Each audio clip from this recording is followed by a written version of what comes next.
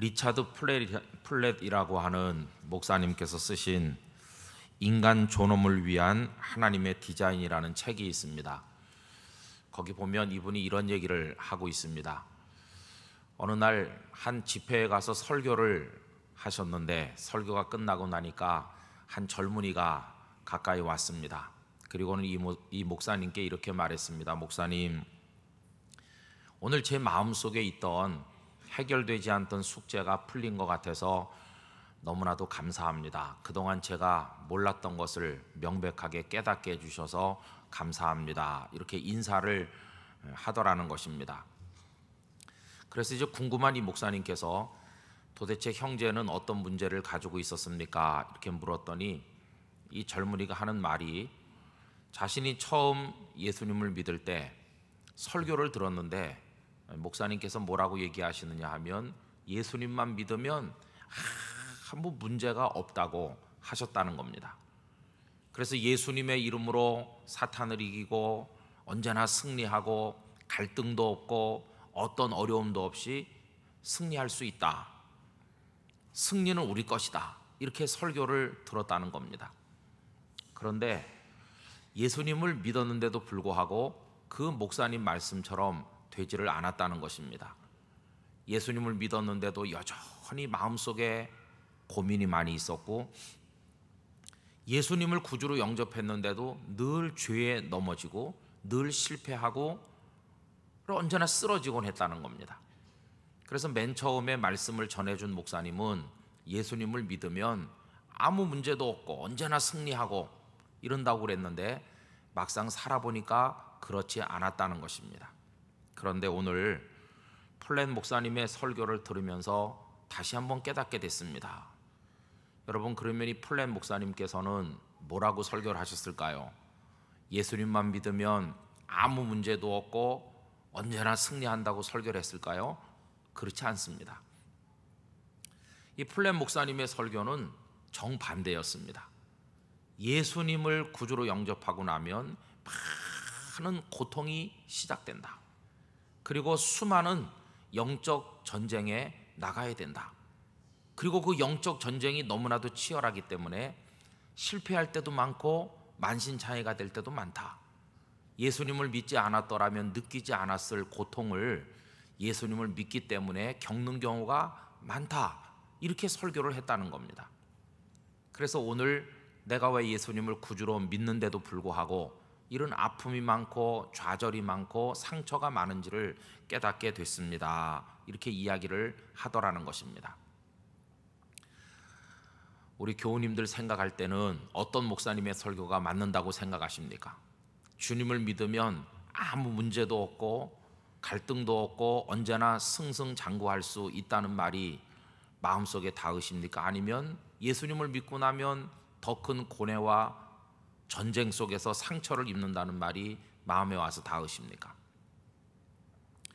우리의 경험을 이야기해 본다면 이 플랫 목사님의 설교가 훨씬 더 우리의 영적 실존에 와서 닿는 것 같습니다. 여러분, 다윗이 믿음이 없어서 범죄한 것은 아닙니다. 그렇죠? 다윗은 여호와 하나님을 누구보다도 신실하게 경외했던 사람입니다.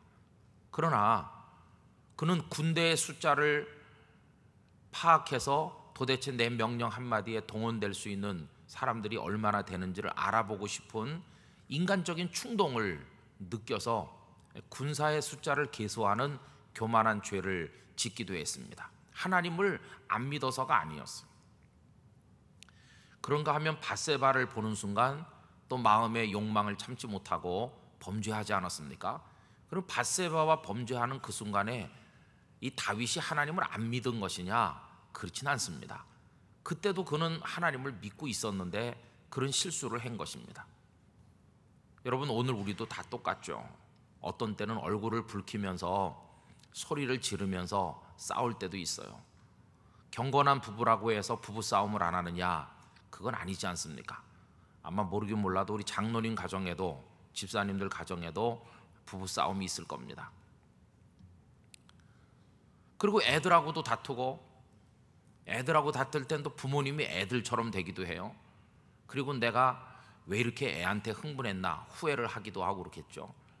그리고 우리도 어떤 욕심에 끌릴 때도 있고 넘어질 때도 있고 실수할 때가 얼마나 많이 있습니까? 그래서 예수님을 안 믿는 건 아닌데도 분명히 예수님을 나의 구주로 믿고 사는데도 불구하고 우리들은 여전히 실패할 때가 너무나도 많다는 것입니다. 그래서 이 플랜 목사님의 설교가 우리의 실존적인 상황에 훨씬 더 잘 어울리는 설교라는 생각이 드는 것입니다. 여러분, 이런 문제를 특정인들만 가지고 있는 것이 아니라 우리 모두가 다 가지고 있습니다. 아마 우리 교우님들도 살아가시면서 내가 왜 예수 믿는 사람이 이렇게 혈기를 못 버릴까? 왜 이렇게 욕망에 끌릴까? 왜 이렇게 내 사는 모습이 형편없을까? 이런 생각들을 많이 하시는 거 아니겠습니까? 자, 오늘 이제 이 문제를 우리가 한번 성령 강림과 관련해서 생각을 해보려고 하는데 그 이해를 돕기 위해서 우선 절기 이야기를 좀 하려고 합니다. 받으신 유인물을 보시면서 같이 생각을 해보도록 하겠습니다. 하나님께서 이스라엘 남자들은 1년에 3번씩은 꼭 내 앞에 와서 보여라 이렇게 모세를 통해 말씀하셨는데 그 1년에 3번이라고 하는 절기가 무슨 절기입니까? 여러분, 그 밑에 1번에 2번 가서 보시면 세 절기가 나오죠. 하나는 유월절, 또 다른 하나는 초막절, 그리고 또 다른 하나는 오순절, 이렇게 세 절기입니다. 근데 지금 사도행전 2장에 성령께서 임하신 것은 무슨 절기입니까? 오순절이죠. 그렇죠? 자, 그러면 그 1번에 1번 오순절이 어떤 날인지를 먼저 알 필요가 있겠습니다. 오순절은 유월절 후 첫 안식일 다음 날부터 계산을 해서 50일째 되는 날, 그래서 오순이라고 합니다. 순이라고 하는 게 열흘을 말하는 거거든요. 우리 한 달을 말할 때 상순, 중순, 하순 이렇게 말하죠. 그 순이 열흘을 말하는 것이니까 오순이니까 50일을 말하는 거 아니겠습니까? 또 유월절 후 50일이 되려면 7749 이렇게 지나니까 또 77절이라고도 부르기도 했어요. 77절 이렇게 부르기도 하고, 가나안 땅에 들어간 다음에는 땅을 분배받아서 농사를 짓는데 그때가 보리 추수를 시작하는 때입니다. 그래서 보리를 거둔다 그래갖고 맥추절 이렇게 부르기도 해요. 맥추절.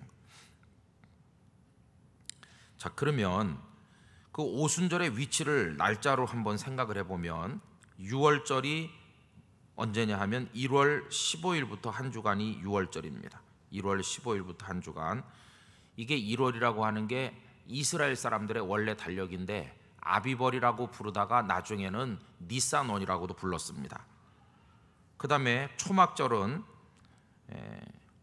7월 달쯤 됩니다. 그들의 달력으로 7월 15일인데 티스리월이라고도 불렀어요. 그 다음에 오순절은 6월절 지나서 50일쯤 되는 때니까 1월 15일이 6월절이라고 할 것 같으면 거기서 50일을 계산해 보면 한 3월 초순쯤 되는 게 이제 오순절이라고 할 수 있습니다.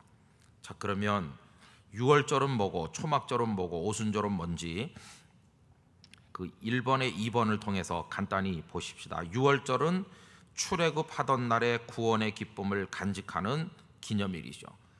여러분, 이스라엘 백성들이 애굽에서 긴 세월 있었습니다. 처음에는 요셉이 총리가 돼서 굶어 죽을 애굽 사람들을 살려줬기 때문에 백성들이 그들에게 고맙게 생각했습니다.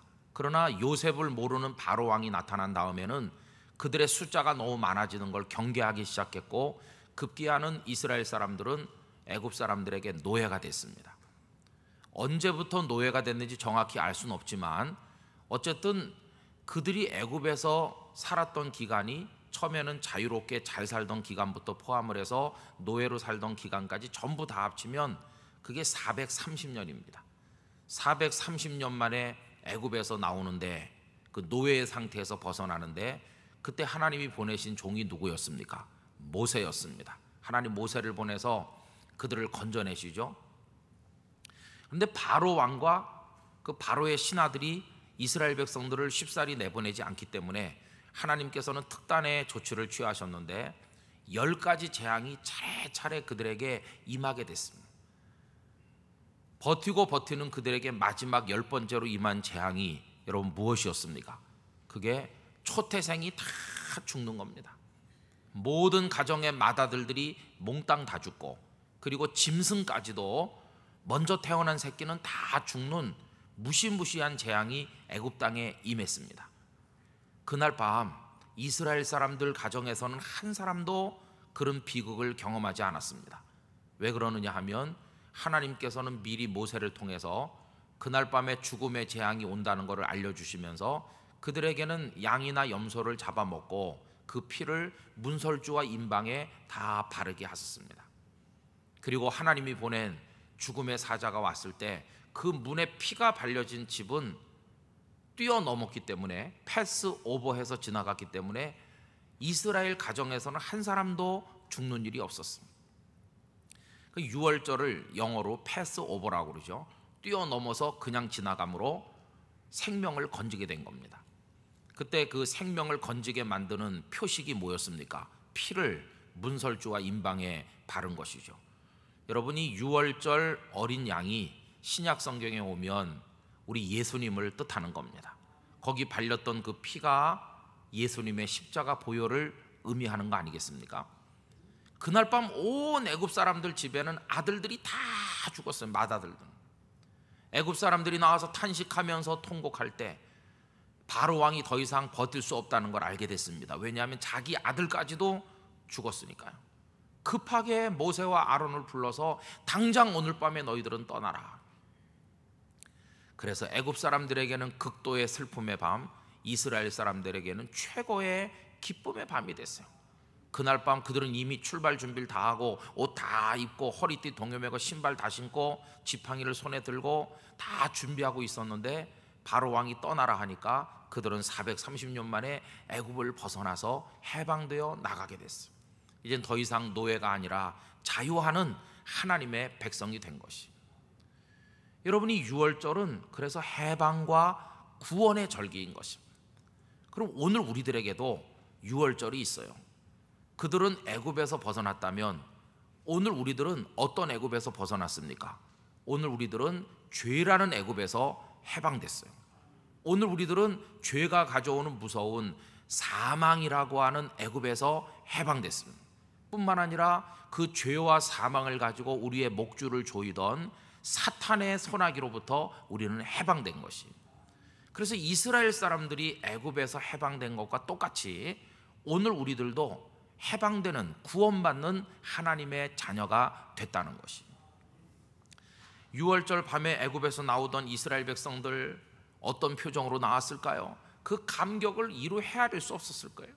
하나님께서 우리들을 해방시켜 주셨다, 막 기쁨에 겨워서 울기도 하고 춤도 추고 노래하면서 그 소떼 양떼를 다 끌고 애굽을 벗어나 자유의 땅을 향해, 가나안을 향해 출발했어요. 하나님께서는 대대로 영원히 이 날을 기억하고 지키게 하셨어요.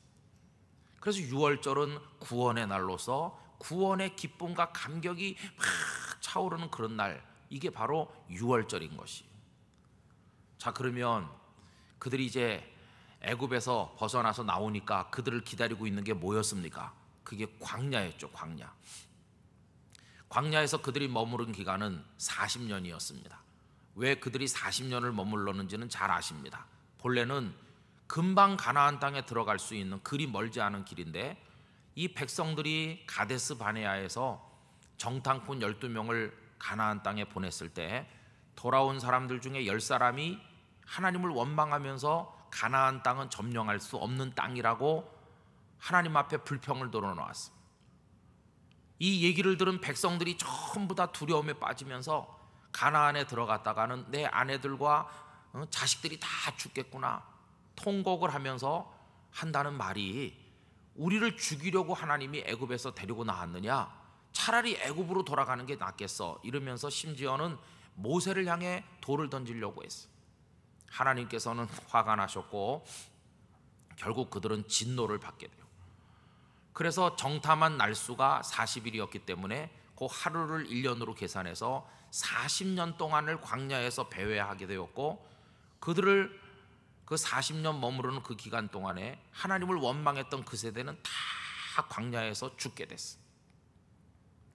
믿음으로 가나안 땅을 정복할 수 있다고 보고했던 두 사람, 여호수아와 갈렙 두 사람만 가나안의 주인공이 될 수가 있지 않았습니까? 그리고 적군의 칼에 맞아 죽을 것이라고 그들이 염려했던 그들의 어린 아이들, 그리고 광야에서 태어난 새로운 세대가 성장해서 가나안 땅의 주인공이 된 것입니다. 그리고 하나님께서는 그들이 40년을 광야에 사는 동안에 어떻게 그들을 지키셨습니까? 여러분, 광야는 집을 짓고 농사를 짓고 하던 그런 곳이 아닙니다. 광야라고 하는 곳은 계속 옮겨 다닌 곳이었어요. 오늘은 여기 천막을 치고 있다가 한 달이든 두 달이든 머무르다가 하나님의 구름이 떠오르면 또 다른 곳으로 이동했어요. 광야 생활의 특징은 끊임없는 이동, 순례, 그게 광야 생활의 특징입니다. 농사 지을 수 없어요. 계속 이동하니까. 그리고 광야라는 것 자체가 척박한 곳 아닙니까? 그런데 어떻게 그들이 굶어 죽지 않고 40년을 살아남을 수 있었는가? 그 비결은 100% 하나님이 주신 은혜 때문이었어요. 하나님께서는 아침마다 만나를 그들에게 내려주셨습니다. 아침마다 광주를 가지고 나가 그 만나를 거두어 그걸로 먹고 살았습니다. 때때로는 메추라기를 바람에 날려 보내주심으로 고기를 먹을 수 있게 하셨습니다. 어떤 때는 반석에서 물이 확 솟아나게 하셔서 또 그 물을 마시게 하셨습니다. 그러면서 하나님께서 그들에게 또 하나의 절기를 주셨는데 그게 바로 초막절 혹은 장막절이라고 부르는 절기였습니다. 그들이 가나안 땅에 들어간 이후에 하나님께서는 7월 15일부터 일주일 동안 이 초막절을 지키게 하셨어요. 가나안 땅에 들어간다면은 집을 짓고 성을 쌓고 살았는데 이때가 되면 사람들은 전부 다 들판으로 나옵니다. 집에서 사는 게 아니라 한 주간 동안은 다 천막을 치고 그 천막에 삽니다. 그러면서 뭘 기억하냐 하면 옛날에 우리 조상들이 광야에서 40년 있을 때 하나님께서 우리를 굶어 죽지 않도록 만나와 메추라기를 보내주셨고 구름 기둥과 불 기둥으로 우리 조상들을 인도하셨고 우리 속에 하나님이 임재하셔서 우리와 같이 살아가셨다. 우리에게는 그 은혜가 지금도 필요하지 않은가? 이 삶이 이루어지려면 하나님의 돌보심이 있어야 된다.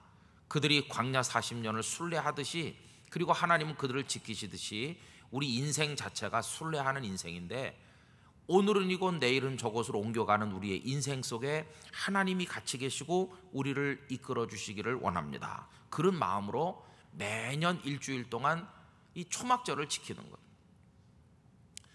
그럼 여러분, 그들이 광야에서 초막에 사는 것처럼 오늘 우리들은 어떻습니까? 우리들도 인생이라는 광야에서 초막 생활을 하는 것과 같아요. 비록 지금 우리들은 뭐 아파트에도 살고 집을 짓고 이렇게 살고 있지만 인생 자체가 계속 움직이는 순례가 아니겠습니까? 그래서 처음부터 부산에 사신 건 아니시잖아요. 고향이 원래 다른 데 있는데 몇 번의 이사를 통해 부산에 와서 사시는 이 장소적인 순례를 우리가 하고 있습니다. 그보다 더 심각한 것은 우리는 시간의 순례를 하고 있다는 것입니다. 요만했던 어린 꼬마가 커서 아이가 되더니 그 다음에 청년이 되고 이제는 중년이 되고 노년이 돼서 시간의 순례를 하고 있어요. 그러면서 머리에 백발이 덮이고 기억이 둔해지기 시작을 하고 허리가 굽고 눈이 침침하며 그러면서 계속 시간 속을 우린 순례하고 있어요. 우리 인생 자체가 그래서 광야와 같아요. 그리고 인생이라고 하는 게 뭡니까? 이 광야에서 이루어지는 게 그게 결국 우리의 삶이라는 것입니다. 먹고 마시고 옷을 입고 자기도 하고 사람을 만나고 사랑하기도 하고 결혼하기도 하고 자식을 낳고 직업에 종사하며 그 세월 속을 수십 년 쭉 순례하듯이 살다 보면 어느새 가나안 땅에 도달하게 되는 것처럼 우리의 인생도 영원한 가나안 땅인 천국 문 앞에 도달하게 되는 거 아니겠어요? 그러므로 이 광야에서의 그 삶이라고 하는 것은 우리의 살아가는 인생 자체를 말하는 것이, 그게 이제 그 장막절, 초막절의 의미라고 할 수 있어요. 자, 그런데 그럼 오순절은 뭐냐? 여러분, 아까 그 보리를 추수하는 날이라고 그랬죠. 그럼 살아가려면 우리에게 뭐가 필요합니까? 하나님께서 만나와 메추라기를 주셨는데 그게 뭐였습니까? 먹거리였죠. 살려면 반드시 먹어야 됩니다. 먹지 않고 사는 사람은 한 사람도 없어요. 그러니까 초막이라고 하는 게 삶의 현장이니까 그 초막의 삶이 가능하려면 그 초막에 도달하기 전에 뭘 먼저 얻어야 될까요? 음식물이 먼저 있어야 되는 거예요. 여러분, 이게 아주 절묘합니다. 구원의 절기인 유월절은 1월 달에 있잖아요. 그 다음에 삶의 현장인 이 초막절은 몇 월 달에 있습니까? 7월 달에 있잖아요. 그런데 구원받은 성도가 이제 삶의 현장으로 나가는 거 아니에요? 1월 달에 구원받은 사람이 7월 달에 삶으로 나가는 것과 비슷하죠. 그러면 그 가운데 삶으로 나가기 전에 살기 위해서 필요한 뭐가 있어야 된다고요? 곡식이 있어야 돼요. 먹거리가. 그 먹거리를 주시는 절기가 바로 오순절인 것이, 보리를 추수하니까. 그게 언제쯤 되느냐 하면은 아까 말씀드린 대로 우리나라식으로 말하면 한 3월 중순쯤 되는 거죠. 3월 초순에서 중순. 그러니까 이게 아주 절묘합니다. 구원받은 성도가 이제는 삶에서 승리를 거둬야 되는데, 삶에서 승리를 거두려면 배고픈 사람은 살 수가 없으니까 먹어야 사는데, 먹는 것이 가운데 있는 것이, 하나님은 구원해 주시고 그 다음에 먹을 걸 주시고 그 먹을 걸 먹고 힘을 얻어가지고 그 힘으로 열심히 살아가라, 이런 순서로 절기를 나열해 주신 것을 볼 수 있어요. 자, 그래서 여러분 그 1번에 3번 맨 밑으로 내려와 보세요. 우리 성도들의 삶의 구조는 어떻습니까? 6월절에 구원의 감격을 가진 다음에 그 다음에 오순절에는 곡식을 체험을 받고, 그리고는 초막절의 삶으로 나가는 것이, 구원받은 사람들도 삶을 위해서는 먹을 것이 필요하다. 먹어야 에너지가 생기고 그 에너지가 있어야 열심히 살아갈 거 아니겠어요? 여러분 이제 뒷페이지로 넘어가 보십시오. 이게 우리 인생에 똑같이 적용된다는 걸 알 수 있어요. 아까도 말씀드린 것처럼 이 성령 강림의 의미가 그 첫째, 우리도 6월절을 경험한 사람 아닙니까? 우리의 애굽인 죄와 사망과 사탄으로부터 구원받았다, 그렇게 말했죠. 여러분, 죄로부터 사망으로부터 사탄으로부터 완전히 구원받은 걸 분명히 믿으십니까? 나는 구원받은 사람이다. 나는 이제는 더 이상 죄가 나를 억압하지 못하고 사망의 권세가 나를 누르지 못하고 사탄도 내게 적이 되지 않을 것이다. 나는 하나님의 손길을 통해 구원받았다. 이게 우리의 6월절이죠. 이제 우리에게 남은 과제는 뭡니까? 하나님의 구원받은 백성답게 초막절로 옮겨가는 거예요. 초막절, 그 초막에 가서 사람들과 어울려 먹고 마시고 즐겁게 성도다운 삶을 사는 게 이제 우리에게 남은 숙제거든요. 그런데 살려면 뭐가 있어야 된다고요? 먹어야 된다고요. 그 먹는 걸 공급해 준 절기가 언제였습니까? 오순절이었어요. 그러면 하나님께서 구원받은 백성이 삶에서 승리하게 하기 위해서 이 가운데 그들에게 에너지가 되는 그 무엇을 공급해 주는데, 그 영혼의 에너지를 공급해 주는 영적인 양식, 영적인 에너지를 가져다 주는 그 먹거리, 그게 뭐냐 하면 그게 성령님의 강림이라는 것이. 여러분, 아무리 구원받은 성도라 할지라도 삶의 현장에서 승리를 거두려면 그 사이에 먼저 하나님의 영으로 배부름을 얻어야 되는 것이, 그래야 삶의 현장에 나가서 영적인 힘을 가지고 승리할 수가 있다는 것입니다. 구원받은 성도가 오순절을 통과하지 않고 바로 초막절로 가서 인생의 현장에서 승리할 수는 없는 것이, 구원을 받았더라도 오순절 성령님을 통해 배부름을 얻고 성령님을 통해 영적 에너지를 공급받지 않으면 삶의 현장에서 마귀에게 지고 죄에 넘어가고 계속 실패하고 그러는 것이. 그래서 여러분, 내가 오늘도 죄 앞에 넘어지고 오늘도 실패하고 혈기를 부리고 오늘도 자꾸만 부정하게 되는 것은 구원을 못 받아서가 아니에요. 구원을 받았지만 나를 삶에서 승리하게 만들어주는 영적 에너지를 내게 공급해주는 성령님으로 배부름을 얻지 못했기 때문에 여전히 삶에서 실패자가 된다는 것이. 삶의 승리자가 되려면 우린 반드시 오순절을 통과해야 되는 거죠. 거기서 영적인 에너지를 공급받는 게 필요하다 하는 것을 알 수 있어요. 그래서 여러분 그 2번에 4번을 보시기 바랍니다. 성도의 삶의 구조, 우선 구원을 받아요. 예수님을 구주로 영접하고 구원받은 하나님의 자녀가 되잖아요. 그 다음에는 성령으로 충만해져야 돼요. 이게 영적 에너지를 공급받는 거예요. 우리의 오순절이죠. 그리고 나서 삶의 승리는 초막절로 이제 옮겨가는 것이. 자, 그러면 구원을 받지 못한 사람에게는 성령 충만이 없다. 이게 무슨 말이냐 하면 성령의 충만함이라는 것은 구원 받은 사람에게만 해당되는 것이. 아직 구원도 못 받은 사람, 유월절도 통과를 못해서 여전히 애굽에 사는 사람에게는 오순절도 없다, 그 말이에요. 또 비록 구원을 받은 성도라도 성령 충만 없이는 삶의 승리가 없다.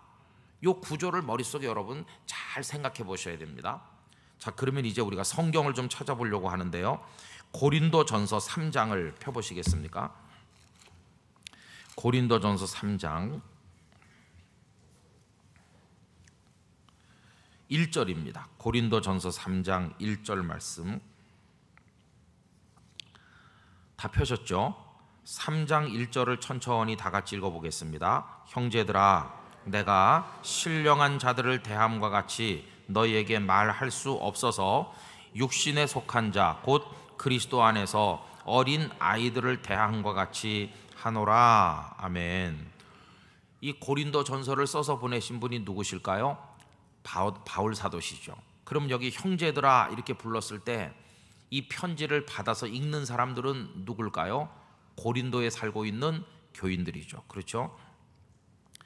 그런데 고린도 교회 교인들에게 사도 바울이 뭐라고 말씀하냐 하면은 내가 형제들을 대할 때 신령한 자들을 대하는 것처럼 말을 할 수가 없다는 거예요. 한마디로 말하면 고린도 교회 교인들은 신령한 사람이 아니라는 거예요. 그러면 고린도 교회 교인들은 어떤 사람들이라는 것입니까? 육신에 속한 자들이라는 거예요. 육신에 속한 자. 곧 육신에 속한 자는 어떤 사람과 같으냐 하면 그 밑에 줄에 보면 꼭 어린 아이들 같다는 거예요. 꼭 어린 아이. 그래서 여러분 색연필 있으신 분은 줄을 치시는데요, 신령한 자, 그 밑에 줄을 쭉 치시고요, 또 육신에 속한 자 이렇게 줄을 치시기 바랍니다. 교회 다니는 교인들, 구원받은 하나님의 사람들 두 가지 종류가 있다는 거예요. 하나는 신령한 그리스도인이 있고 하나는 육신에 속한 그리스도인이 있다는 거예요. 근데 중요한 것은 육신에 속한 자는 구원을 못 받은 사람이냐? 그건 아니라는 것이에요. 육신에 속한 자하고 그 다음에 뭐라고 그랬습니까? 곧 그리스도 안에서 그랬으니까 육신에 속한 사람도 그리스도 바깥에 있는 게 아니고 어디 있다고요? 그리스도 안에 있어요. 그리스도 안에 있다는 말은 무슨 말일까요? 그리스도를 통해서 구원을 받았다는 말이에요. 그러니까 구원을 받은 사람들 중에 두 종류가 있잖아요. 하나는 신령한 자, 하나는 육신에 속한 자. 구원 받은 사람을 두 가지로 지금 나누고 있어요. 그런데 육신에 속한 그리스도인은 마치 뭐와 같다고 말했냐면 어린 아이들과 같대요. 그래서 2절로 내려가 봅시다. 내가 너희를 젖으로 먹이고 밥으로 아니한다. 여러분, 조그만 꼬마는 된 밥을 먹을 수가 없어요. 그래서 젖을 먹이죠. 고린도 교회 교인들의 영적인 수준이 구원을 받기는 받았는데 그리스도 안에서 아직 된 밥을 먹어서 소화시킬 만한 위장 능력이 없어요. 이해심이 없고 받아들일 수 있는 능력이 부족해요. 그래서 잘 소화가 될 수 있도록 어린 아이에게 맞는 묽은 젖을 그들에게 공급하는 거예요. 그러나 여러분, 우리 아기를 키워보면은 요 갓난 아기가 맨날 젖이나 먹어가지고는 발육을 못합니다. 처음에는 엄마 젖을 먹고 이렇게 하지만 몇 달 지나면 이제는 어른들이 먹는 음식으로 옮겨가야 됩니다. 조금씩 이유식을 하면서. 그래 나중에는 어머니 아버지가 먹는 걸 똑같이 먹을 수 있어야 아이가 계속 자랄 수 있어요. 근데 고린도 교회 교인들은 아직 그 영적인 수준이 신령한 자에 이르지를 못하고 육신에 속한 자로 어중간하게 있기 때문에 꼭 어린아이와 같아서 소화력이 부족하다는 겁니다. 그래서 이 말을 해가지고 될까 안 될까 망설이게 된다는 겁니다. 여러분, 우리가 그렇잖아요. 믿음이 충실하고 영적으로 깊이가 있는 분은 설교를 듣다가 좀 심하게 들리는 책망의 말씀이 들려도 그렇지 주님, 제가 그런 녀석입니다. 저의 죄를 용서해 주세요. 이렇게 말씀을 잘 받아들일 수 있어요. 그런데 아직 영적으로 설익은 사람은 목사가 좀 심하게 설교하면 화가 나요. 화가. 저건 나보고 하는 소리 아닌가? 그러면서 교회를 뛰쳐나가요. 시험에 잘 빠지는 것이. 그래서 별것도 아닌데 시험에 빠져요. 어떤 분은 믿음이 충분히 깊이가 있고 영적으로 충만한 분은 사업이 잘 안 되면 더 하나님 앞에 나와서 기도하고, 어려운 일이 생기면 성도들에게 기도를 부탁하면서 더 열심히 하나님 앞에 매달리죠. 그런데 믿음이 설익은 사람은 아무 일이 없으면 교회 오지만 좀 어려운 일이 있으면 교회를 안 와요. 벌써 시험에 걸려 넘어지는 겁니다. 믿음이 충실하고 깊이가 있는 사람은 어떤 어려운 상황에 처해도 다 이해할 수 있고 다 받아들일 수 있어요. 그러나 믿음의 깊이가 없고 육신에 속해서 아직 영적으로 충만하지 않은 사람은 누가 농담을 하면 농담인 줄 알면서도 화가 나요. 그걸 수용을 못해요. 그래가지고 그 다음 주부터 교회를 안 옵니다. 인생을 살아가는 모든 국면에 있어서나 사람들과의 관계에 있어서나 성숙하지 못한 사람들은 자주 넘어지고 자주 시험받고 화가 나고 혈기를 부리게 되고 삐치게 되고 틀어지게 되고 별거 아닌데 나를 주체치 못하게 되고 자꾸만 사탄을 기쁘시게 하는 일을 계속하게 되는. 그러나 영적으로 충만한 사람은 뭐든지 감당할 수 있어요. 뭐든지 어떤 상황이든지 넉넉히 이길 수 있어요.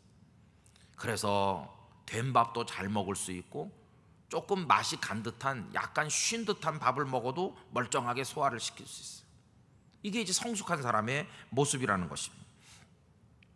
그럼 여기 고린도 교인들은 지금 어떤 상태에 있습니까? 3절로 내려가 보면 3장 3절, 너희는 아직도 육신에 속한 자로다. 그러면 그들이 충분히 충만하지 못하고 설익은 그리스도인으로서 육신에 속한 자인 증거가 뭡니까? 너희 가운데 뭐가 있다고요? 시기와 분쟁이 있으니 어찌 육신에 속하여 사람을 따라 행함이 아니리요. 어느 날 바울 사도의 귀에 고린도 교회 소식이 들려오는 거예요. 사람들이 와가지고 바울 사도에게 얘기했어요. 큰일 났습니다. 아니 왜? 우리 고린도 교회가 요새 형편없습니다. 아니 왜? 글쎄 지금 파당으로 나뉘어가지고 막 싸우고 있습니다.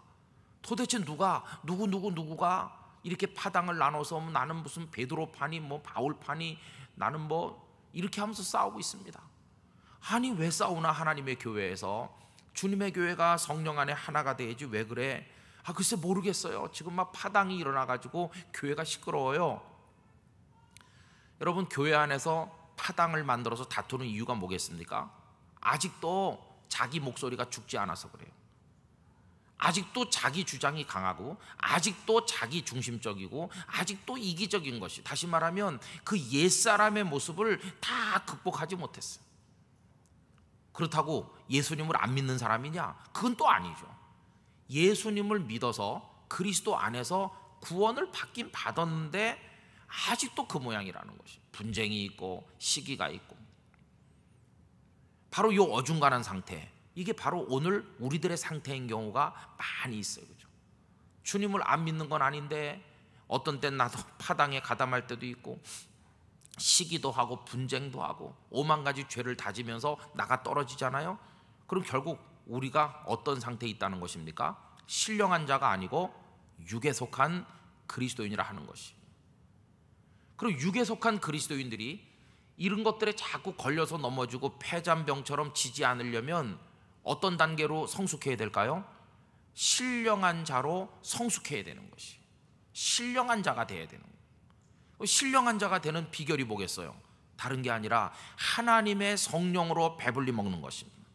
하나님의 성령이 우리 속에 강하게 임하시면 우리가 신령한 그리스도인이 될 수 있는 것이, 그러면 초막절에 가서 승리할 수 있는 것이, 삶의 현장에서 승리할 수 있어요.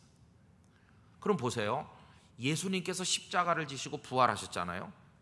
이게 뭡니까? 죄로부터, 사망으로부터, 사탄으로부터 우리를 건져주시는 십자가 사건이 있었죠. 그죠? 그 다음에 이제 성도들이, 제자들이 나가서 복음을 전도하면서 쭉 예루살렘, 유대, 사마리아 땅끝까지 가서 하나님의 사람으로 살아가야 되는데 이게 초막절과 같은 것이죠. 근데 열로 나가기 전에 성도의 삶에서 승리하고 복음 증거자로 승리하기 위해서 예수님은 가운데 뭘 경험하게 하십니까? 성령 강림의 역사를 경험하게 하시는 거예요. 그래서 예수님은요, 내가 십자가 지고 내가 부활해서 너희를 구원했다, 그러니 이제 됐어, 이제 빨리 나가서 복음을 증거해라, 너희들의 초막절에 가서 삶의 증거를 얻고 승리를 해라, 이렇게 내보내셨느냐? 아닙니다. 예수님은 사도행전 1장 8절에서 분명히 말씀했어요. 오직 성령이 너에게 임하시면 증인이 된다고 그랬어요. 오순절 성령 강림의 역사를 경험해서 그 성령 안에서 충만함을 얻고 배부름을 얻고 영적 능력이, 에너지가 채워지고 이렇게 된 다음에, 그 다음에 증인이 되는 거지, 성령님을 경험하지 않고 오순절을 통과하지 않고 바로 맥주절로 가듯이, 바로 그 초막절로 가듯이 그렇게 갖고는 안 된다는 것이. 여러분, 우리는 다 복음의 증인으로 승리하고 싶어 해요. 그렇죠? 직장에서도 승리하고 가정생활도 잘하고 어디 가서나 내 인품이 멋지고 인격이 반듯하고 삶에 있어서 모든 사람에게 존경받는 진짜 멋진 그리스도인이 되고 싶잖아요. 그러려면 십자가와 부활로 구원받은 것만 가지고는 안 된다는 것이. 그럼 뭐가 필요합니까? 하나님의 성령의 오순절 체험이 있어야 그 다음으로 나갈 수 있다는 것이. 그래서 예수님의 제자들, 우리 예수님 승천하신 다음에 바로 복음 전하러 가지 않았습니다.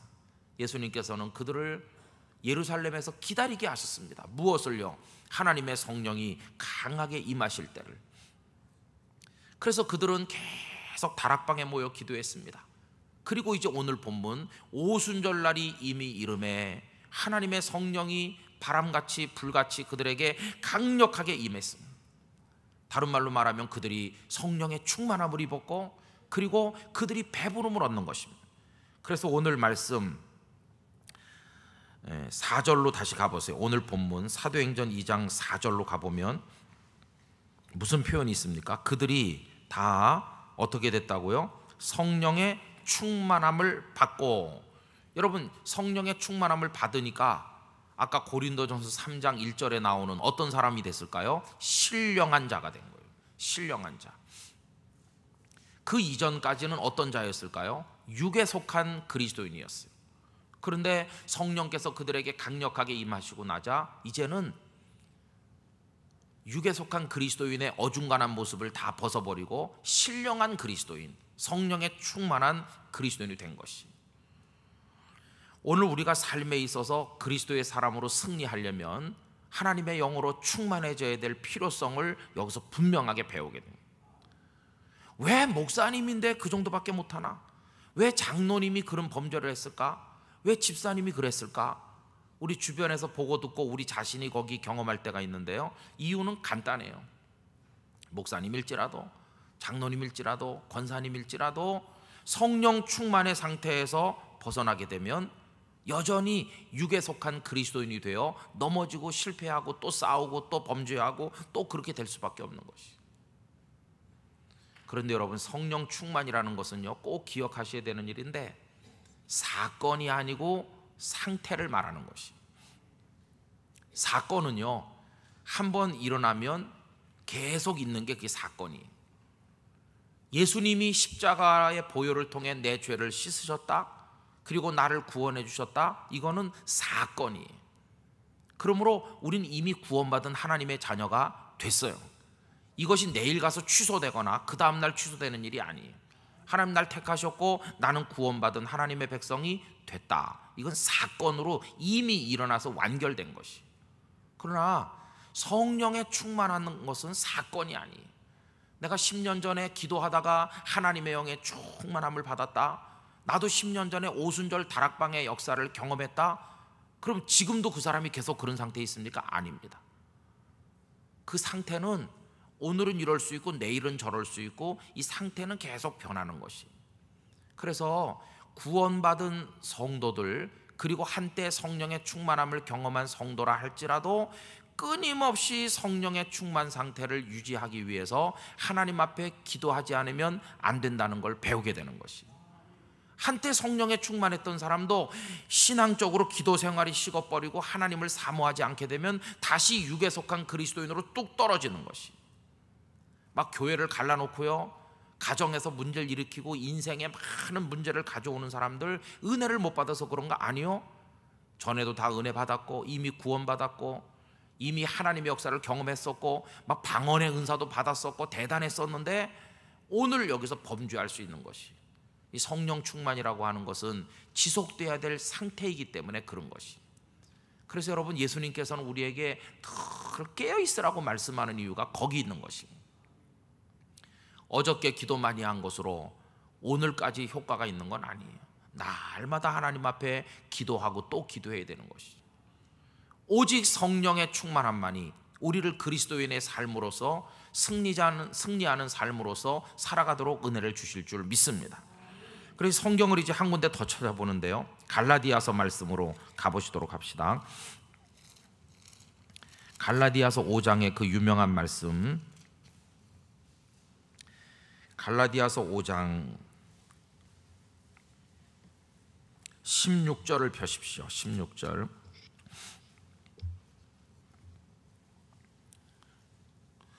갈라디아 5장 16절 다 같이 읽어보겠습니다. 내가 이르노니 너희는 성령을 따라 행하라. 그리하면 육체의 욕심을 이루지 아니하리라. 할렐루야. 생활 현장에서 육신의 욕심에 늘 넘어지지 않는 비결이 뭐냐? 성령을 따라 행하라. 성령의 충만함을 입고 살면 육체의 욕심을 이길 수가 있다는 것이. 왜냐하면 이 육체의 소욕하고 욕망하고 성령님은 상극이거든요. 성령님으로 우리를 꽉 채우면 육체의 욕망은 다 달아나게 돼 있어요. 그러나 성령님에 충만하지 못하면 그 빈자리에 육신의 욕망들이 다 들어와 채우게 돼 있어요. 그래서 17절, 그 다음 절 읽어봅시다. 육체의 소욕은 성령을 거스르고 성령은 육체를 거스르나니 이 둘이 서로 대적하므로 너희가 원하는 것을 하지 못하게 하려 함이니라. 성령의 역사와 육체의 욕망은 서로 상극이기 때문에 성령께서 내 안에 충만하면 육체의 소욕은 다 사라진다. 할렐루야. 승리의 비결이 거기 있는 것입니다. 18절, 너희가 만일 성령의 인도하시는 바가 되면, 성령님의 충만함을 입어 성령님의 다스림을 받고 인도를 받으면 율법 아래 있지 않다. 율법 아래 있다는 것은 아직도 자유하지 못한 상태를 말하는 것이. 그러면 여전히 육신의 욕망에 빠져 사는 사람 무슨 짓을 합니까? 19절부터 쭉 나오는 걸 보세요. 육체의 일은 다음과 같다고 하면서 말씀하죠. 다 같이 읽어보십시다. 육체의 일은 분명히 곧 음행과 더러운 것과 호색과 우상숭배와 주술과 원수 맺는 것과 분쟁과 시기와 분냄과 당짓는 것과 분열함과 이단과 투기와 술취함과 방탕함과 또 그와 같은 것들이라. 전에 너희에게 경계한 것 같이 경계하노니 이런 일을 하는 자들은 하나님의 나라를 유업으로 받지 못할 것이요. 그러니까 성령의 충만함을 입지 못한 사람들은 이런 일을 할 수밖에 없다는 것이. 그러나 하나님의 영으로 채워진 사람은 어떻게 살겠습니까? 22절 23절 다 같이 읽어봅시다. 오직 성령의 열매는 사랑과 희락과 화평과 오래 참음과 자비와 양성과 충성과 온유와 절제니 이 같은 것을 금지할 법이 없느니라. 할렐루야. 하나님의 성령으로 충만함을 입으면 그 앞에 나온 육체의 소욕 같은 일은 하지 아니하고 이제는 열매를 주렁주렁 맺는 하나님의 사람이 된다는 것을 우리에게 말씀해 주고 있습니다. 그래서 오늘 말씀의 공식이 너무나도 간단합니다. 6월절은 구원받는 날이에요. 구원의 기쁨. 그리고 초막절은 그 초막에서 먹고 마시고 살아가는 삶의 현장이에요. 그럼 구원받은 성도가 삶의 현장에서 실패자가 되지 않고 빛과 소금으로 멋진 그리스도인으로 승리하려면 반드시 뭘 통과해야 된다고요? 오순절을 통과해야 된다. 이 오순절의 성령 충만함을 경험해야 이 삶에서 승리할 수 있는 거예요. 근데 오늘 우리들이 오순절을 뛰어넘는 거예요. 그냥 나는 구원받은 하나님의 자녀다. 나 예수님 믿어. 나도 하나님의 자녀야.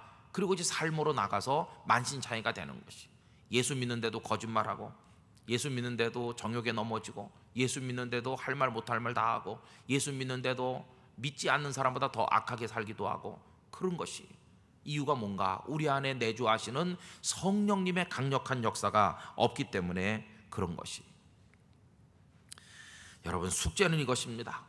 오늘 어떻게 주님의 성령이 내 안에 충만하게 임하시도록 할 것인가? 내가 어떻게 그 성령님께 나를 온전히 나를 쳐서 복종시킬 수 있을 것인가? 그래서 하나님의 성령이 내 인격과 감정을 다 사로잡아서 그리스도인답게 살아갈 수 있도록 나를 장악하시도록 할 것인가? 언젠가 주일 예배 시간에 읽어드렸던 규절이 있죠. 강원도 황지 예수원에 대천덕 신부님이 계셨는데, 그 할아버지인 토레이 목사님, 그 토레이 목사님이 성령의 충만함이 아니면 아무것도 결정하지 않으려고 했다 하는 얘기를 했어요. 나는 아침에 일어나면 제일 먼저 성령 충만을 위해서 기도한다. 아침에 일어나면 하나님, 오늘도 하나님의 영이 나를 사로잡아 주시옵소서, 충만하게. 이걸 제일 먼저 기도한대. 왜냐하면 성령님으로 충만하지 않으면 삶의 현장에서 실패할 때니까. 하나님, 성령 충만하게 도와주시옵소서.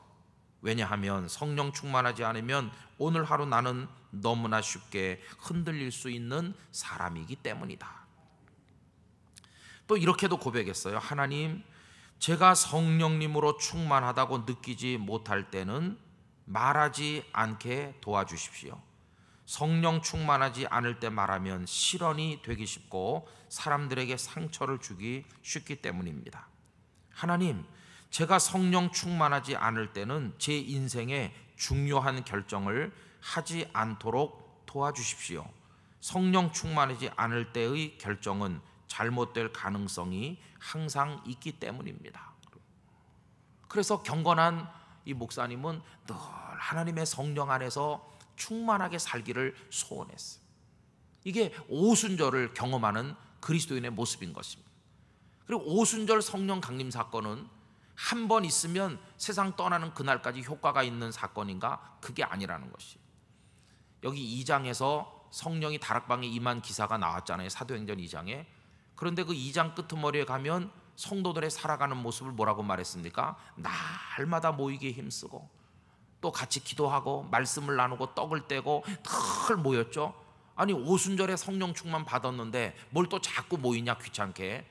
자꾸 모여 기도해야 될 이유는 그 성령 충만이라는 상태가 깨지지 않고 늘 지속될 수 있도록 유지하기 위한 하나님의 은혜를 사모하는 몸부림이었다는 것을 우리에게 가르쳐 주는 것이. 성도 여러분, 성령 충만한 은혜의 상태가 깨지지 않고 유지되는 축복을 얻으시기를 바랍니다. 그러려면 늘 깨어서 기도하셔야 되는 것이, 늘 말씀으로 우리를 먹여야 되는 것입니다. 제일 좋은 기본은 새벽 제단을 늘 쌓는 것입니다. 새벽에 나와 기도하고, 여기 토레이 목사님처럼 아침에 눈 뜨면 성령 충만을 위해 제일 먼저 기도한다고 그랬는데, 우리도 새벽에 나와 오늘도 하나님의 영이 나를 다스려 주시고 내 분노와 혈기를 녹여 주시고, 오늘도 제가 제 마음을 잘 다스리면서 성령께 순종하며 이 하루를 삶에 승리하게 도와주시옵소서. 이게 우리에게 필요하다는 것이. 그래서 여러분, 기도가 중단된 사람은요, 절대로 승리자가 될 수 없습니다. 하나님의 말씀에 먼지가 덮인 사람이, 그 말씀을 믿음으로 진지하게 아멘하지 않는 사람이 삶의 승리자가 되는 일은 절대로 없는 일이에요. 예배 생활이 살아있어야 됩니다. 기도 생활이 살아있어야 됩니다. 말씀이 충만해야 됩니다. 하나님의 은혜를 날마다 사모해야 됩니다. 성령의 감동하심을 소멸하지 말고 즉각적으로 순종해야 됩니다. 가까이 하지 말아라 그러면은 다 내려놓고 버려야 됩니다. 성령께서 하라고 하면 순종해야 됩니다. 그렇게 살 때 삶의 승리가 있는 것입니다. 저는 오늘날 한국 교회 안에서 벌어지고 있는 수많은 비극적인 일들이 많이 있는데, 그분들이 다 예수님을 안 믿기 때문이라고 생각하지 않습니다. 다 예수님을 믿죠. 한때는 하나님의 영을 경험한 적도 있죠. 환상을 본 사람도 있고 방언을 하기도 하고 전도도 많이 한 적도 있었을 겁니다. 그런데 왜 지금 그런 황당무계한 실수들을 저지르면서 교회를 만신창이로 만들고 있느냐? 지금 성령 충만한 상태가 아니라는 것이. 육에 속한 그리스도인으로 전락했다는 것이. 그래서 그리스도인이긴 그리스도인인데 장악하는 영은 인간의 영, 욕망의 영이 장악하는 것이. 그래서 그리스도인인데도 부끄러운 일들을 행하고도 그걸 느끼지도 못할 때도 많은 것이. 하나님의 성령께서 저와 여러분을 강력하게 사로잡아 주시길 바랍니다. 우리의 모든 걸 다 성령님께 맡기길 바랍니다. 매일같이 오순절 그 다락방에 올라가 앉는 마음으로 여러분들의 삶을 살아가시게 되기를 진심으로 기원합니다. 성령님의 명령에 순종하고 성령님의 인도하심에 따르며 살면 반드시 이 초막절의 승리자로, 삶의 승리자로 하나님 앞에 서게 될 줄 믿습니다. 그런 은혜가 여러분들에게 임하시기를 주님의 이름으로 축원합니다.